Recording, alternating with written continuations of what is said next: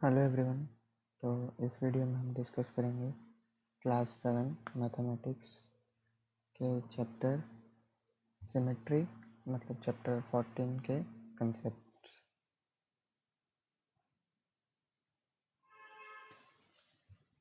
तो पहला टॉपिक है हमारा लाइन ऑफ सिमेट्री। तो हम देखते हैं कि लाइन ऑफ सिमेट्री का डेफिनेशन क्या है। तो हमारा लाइन ऑफ सिमेट्री का डेफिनेशन ये कहता है द इमेजिनरी लाइन और axis along which you can fold a figure to obtain symmetrical halves is called the line of symmetry। मतलब एक इमेजिनरी लाइन या एक्सिस जिसके अलोंग अगर आप फिगर को फोल्ड करते हो तो आपको सिमेट्रिकल हाफ्स मिलेंगे। It is also termed as the axis of symmetry, मतलब इसे हम एक्सिस ऑफ सिमेट्री भी कहते हैं लाइन ऑफ सिमेट्री को। देयर में भी वन और मोर लाइन्स ऑफ सिमेट्री, एक से ज़्यादा लाइन्स ऑफ सिमेट्री भी हो सकती हैं। तो डेफिनेशन के हिसाब से वैसे हम ये देखते हैं, हमारा एक अल्फ़ाबेट टी दिया हुआ है। तो अगर ये हमारी इमेजिनरी लाइन है तो अगर हम ये जो लेफ़्ट वाला पार्ट है इसको फोल्ड करके हम देखें तो ये लेफ़्ट वाला पार्ट है वो राइट वाले पार्ट पे ओवरलैप कर जाएगा, मतलब दोनों पार्ट सिमेट्रिकल हो जाएंगे। तो ये हमारी लाइन ऑफ सिमेट्री हो जाती है। फिर हमारा अगला टॉपिक है लाइन्स ऑफ सिमेट्री और रेगुलर पॉलीगन्स। तो हम जानते हैं कि a polygon is said to be regular if all its sides are of equal length and all its angle are of equal measure. मतलब पॉलीगन रेगुलर तब होता है जब उसकी सारी साइड्स ये लेंथ है वो बराबर है और सारे एंगल भी बराबर है। तो the regular polygons are symmetrical figures and hence their line of symmetry are quite interesting। हमारी NCERT की बुक में दिया हुआ each regular polygon has as many lines of symmetry as it has sides। मतलब कि एक रेगुलर पॉलीगन के जितनी साइड्स हैं उतनी ही उसकी लाइन्स ऑफ सिमेट्री होती है। ये एक चीज़ है जो आपको हमेशा याद रखनी पड़ेगी। तो हम इसके एग्जांपल्स देखते हैं कुछ। तो जैसे यहाँ पे दिया हुआ है एक रेगुलर ट्रायंगल यानी कि एक इक्विलैटरल ट्रायंगल। तो उसकी थ्री लाइन्स ऑफ सिमेट्री बोली हुई है, उसकी तीन साइड्स होती हैं तो three lines of symmetry 1, 2 and 3। वैसे ही स्क्वायर जो है उसके फोर साइड्स हैं तो फोर लाइन्स ऑफ सिमेट्री है। Regular pentagon 5 sides 5 lines of symmetry है। रेगुलर हेक्सागन 6 साइड्स होते हैं तो 6 लाइन्स ऑफ सिमेट्री है। 1, 2, 3, 4, 5 एंड 6। फिर आता है हमारा अगला टॉपिक जो कि है line of symmetry in mirror reflection. तो इसमें क्या होता है, the concept of line symmetry is closely related to mirror reflection. जैसे हमने देखा था, तो a shape has line symmetry when one half of it is the mirror image of the other half. मतलब जैसे अगर हम देखें ये अल्फ़ाबेट ए दिया है तो जो ये लेफ़्ट वाला हाफ अगर हम देखें तो हमने यहाँ पे अगर मिरर लगा दिया तो सिर्फ राइट वाला हाफ की जो इमेज बनेगी तो वो हमारी पूरे ए को कंप्लीट कर देती है। मतलब कि जो one half of it is the mirror image of the other half. तो ये लेफ्ट साइड जो है वो राइट साइड की मिरर इमेज है। एक और चीज़ यहाँ पे लिखी है हमने, a mirror line this helps us to visualize line of symmetry. क्योंकि कई बार क्या होता है कि आपको पता नहीं चलता कि लाइन ऑफ सिमेट्री कैसी होगी या कहाँ पे होगी। तो जैसे हम देखते हैं यहाँ पे ये वाला फिगर दिया है हमें, तो इसमें बोला है is this dotted line of mirror line. तो हम देख के बता सकते हैं नहीं है, क्योंकि अगर यहाँ पे हम मिरर रखते हैं तो ये वाली साइड जो है वो बड़ी आएगी, बहुत बड़ी, और अगर इस साइड से देखेंगे तो ये वाली साइड जो है वो छोटी आएंगी। और फिर अगर एक और है हमारे पास, इस this dotted line of mirror line. तो इस केस में यस है, क्योंकि अगर हम यहाँ से करते हैं तो इसकी मिरर इमेज इस साइड में आ जाती है। फिर आता है हमारा अगला टॉपिक जो कि है रोटेशनल सिमेट्री। लाइन सिमेट्री की तरह रोटेशनल सिमेट्री अलग होता है थोड़ा। रोटेशनल सिमेट्री में क्या होता है, the rotational symmetry of a shape explains that when an object is rotated on its own axis, the shape of the object looks the same। जैसे आपने देखा होगा many geometrical shapes appear to be symmetrical when they are rotated 180 degrees और with some angles clockwise or anti clockwise। मतलब rotational symmetry क्या होती है जब हम एक शेप या जो एक ऑब्जेक्ट है उसको हम रोटेट करते हैं उसके एक्सिस के अबाउट, तो वो सेम दिखता है। जैसे हमने ये ले लिया एक रेगुलर हेक्सागन टाइप का, तो पॉइंट ए हमने इसको मान लिया, इसको हमने पॉइंट बी मान लिया। तो जब हम इसको रोटेट करते हैं क्लॉकवाइज 180 डिग्री से, पॉइंट बी यहाँ आ जाएगा, पॉइंट ए यहाँ आ जाएगा, लेकिन शेप ऑफ द ऑब्जेक्ट जो है वो सेम रहेगा। तो फिर क्या होता है, when an object rotates its shape and size do not change. The rotation turns an object about a fixed point. This fixed point is the center of rotation. तो जब आप ऑब्जेक्ट को रोटेट करते हैं तो शेप और size तो उसकी चेंज होती नहीं है, लेकिन हम जब रोटेट करते हैं ऑब्जेक्ट को तो एक फिक्स्ड पॉइंट के, एक पर्टिकुलर पॉइंट के अबाउट रोटेट करते हैं। तो जो वो पर्टिकुलर पॉइंट होता है उसे हम कहते हैं सेंटर ऑफ रोटेशन। फिर आता है हमारा एंगल ऑफ रोटेशन। तो the angle of turning during rotation is called the angle of rotation. मतलब आपने कितने एंगल से उसे घुमाया है ताकि वो सेम दिखे, उसको हम एंगल ऑफ रोटेशन कहते हैं। और एक चीज़ हमें हमेशा याद रखनी चाहिए, a full turn means a rotation of 360 degree. मतलब फुल टर्न का मतलब क्या है कि पूरा घूम के वापस वहीं आ गया 360 डिग्री। फिर आता है हमारा अगला डेफिनेशन जो कि है ऑर्डर ऑफ रोटेशनल सिमेट्री का।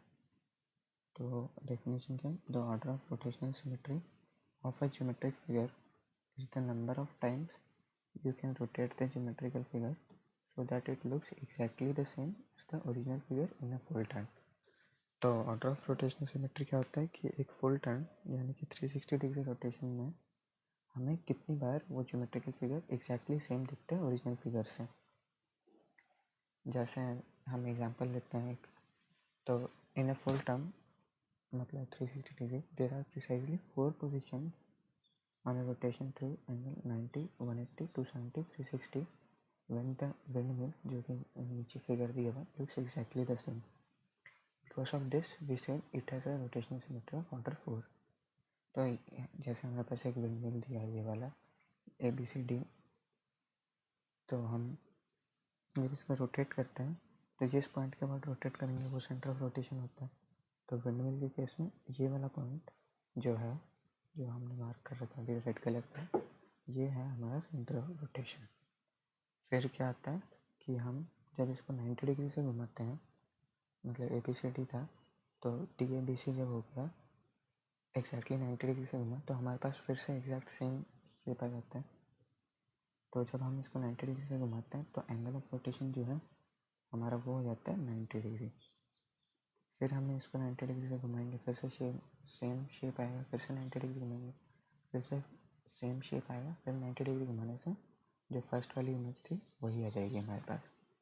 तो इसको जब हमने एक फुल टर्न घुमाया 360 डिग्री तो हमारे पास कितने डिफरेंट आए, 1 2 3 4, और ये तो फर्स्ट वाला ही है, तो हमारे पास 4 डिफरेंट ये आए। तो इसका मतलब ऑर्डर ऑफ रोटेशनल सिमेट्री इस केस में क्या हो जाएगा, 4। एक और एग्जांपल लेते हैं हम, इसमें हम लेते हैं स्क्वायर का एग्जांपल। तो इसमें क्या होता है, स्क्वायर की हम 2 लाइन्स ऑफ सिमेट्री तो देख के बता, ये 2 लाइन्स ऑफ सिमेट्री हमने ऐसे ड्रॉ कर रखी हैं। तो हमने क्या किया, इस पॉइंट को P मान लिया, कोई भी एक पॉइंट का। तो सेंटर ऑफ रोटेशन जहाँ से हम इसको घुमाएंगे वो क्या होगा, सेंटर ऑफ द स्क्वायर होगा। तो सेंटर ऑफ रोटेशन जो है वो सेंटर ऑफ स्क्वायर हो जाता है। फिर एंगल ऑफ रोटेशन हम देखें तो क्या होगा, 90 डिग्री होगा, क्योंकि 90 डिग्री रोटेट करने के बाद में जैसे यहाँ पे हुआ ये जो स्क्वायर है वो सेम दिखता है। और फिर हमने डायरेक्शन ऑफ रोटेशन यहाँ पे क्लॉकवाइज ली है, ये थोड़ा इंपॉर्टेंट नहीं है।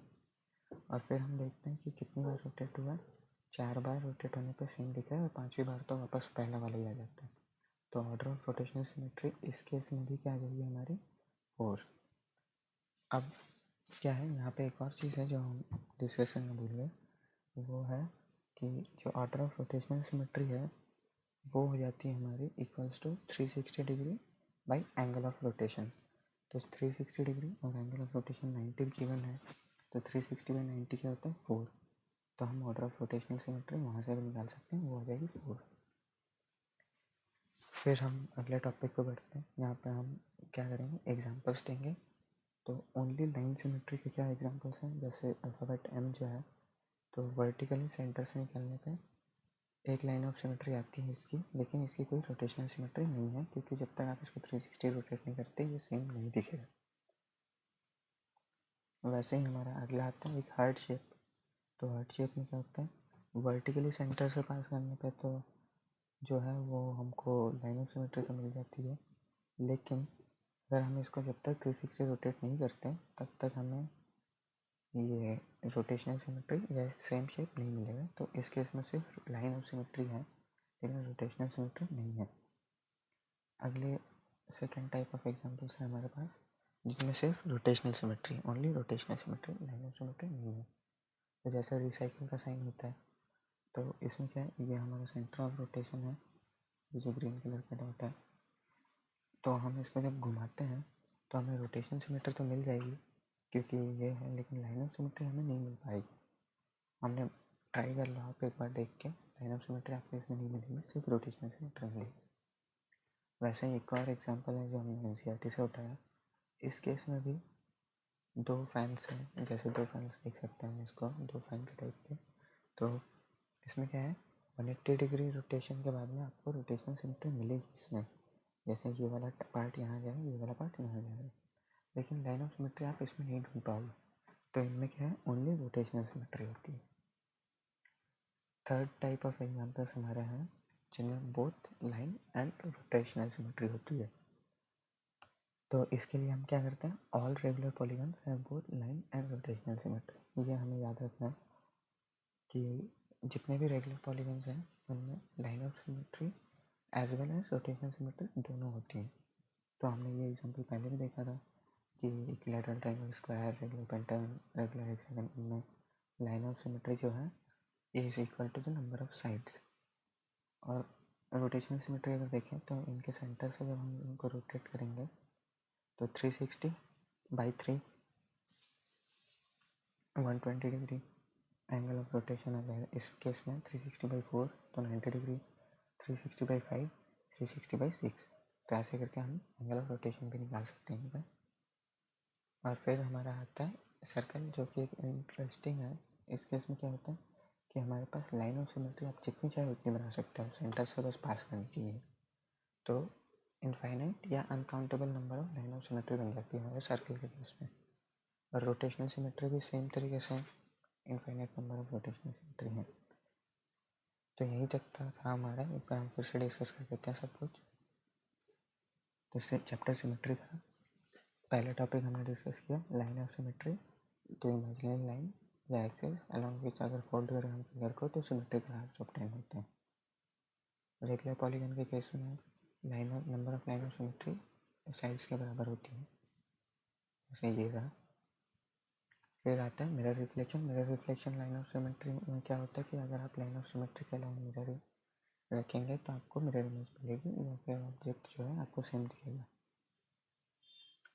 अगला टॉपिक था रोटेशनल सिमेट्री। तो रोटेशनल सिमेट्री के केस में क्या होता है कि जो शेप है आपका या जो ऑब्जेक्ट है आपका, उसको अगर आप रोटेट करते हैं उसके एक्सिस के अबाउट या सेंटर ऑफ रोटेशन के अबाउट, तो जो शेप ऑफ ऑब्जेक्ट है वो सेम दिखाई देता है। तो हमने देखा डेफिनेशन, सेंटर ऑफ रोटेशन क्या होता है, जिस फिक्स पॉइंट के अबाउट आप रोटेट करते हो ऑब्जेक्ट को। एंगल ऑफ रोटेशन क्या होता है, एंगल जिससे आप टर्न करते हो रोटेशन के टाइम पे। और ऑर्डर ऑफ रोटेशन सिमेट्री क्या होती है, ज्योमेट्रिकल फिगर जितनी बार आपका एक फुल टर्न मतलब 360 डिग्री में सेम दिखता है, एग्जैक्टली सेम दिखता है ओरिजिनल फिगर के, तो नंबर ऑफ टाइम जब वो सेम दिखते हैं वो हो जाता है आपका ऑर्डर ऑफ रोटेशनल सिमेट्री। फिर हमने एग्जांपल देखे, एक विंड मिल, एक स्क्वायर का एग्जांपल।